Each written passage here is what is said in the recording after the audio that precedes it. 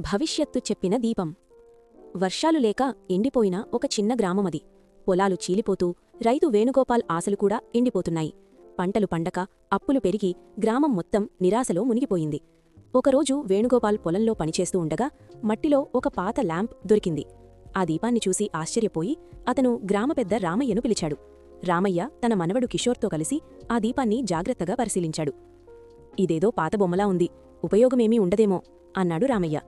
కిషోర్ కూడా మొదట అనుమానంగానే చూశాడు. కాని ఆ రాత్రి దీపం వెలిగినప్పుడు అందులోనుంచి వింత అక్షరాలు, చిత్రాలు కనిపించాయి. అవి భవిష్యత్తు వ్యవసాయ పద్ధతుల గురించి చెబుతున్నాయి. తక్కువ నీటితో సాగు, సహజ ఎరువులు, విత్తనాల ఎంపిక వంటి అద్భుతమైన జ్ఞానం. మొదట నమ్మకపోయినా రామయ్య సూచనతో వేణుగోపాల్ ఆ పద్ధతులను తన పొలంలో ప్రయోగించాడు. ఆశ్చర్యకరంగా పంటలు బాగా పండాయి. నెమ్మదిగా గ్రామంలోని ఇతర రైతులు కూడా అదే పద్ధతులను అనుసరించారు. కొన్ని సంవత్సరాలలోనే ఆ ఎండిపోయిన గ్రామం పచ్చదనంతో నిండిపోయింది. కిషోర్ ఈ అద్భుత మార్పుకు ప్రేరణ పొంది సైన్స్ చదవడానికి గ్రామం విడిచాడు.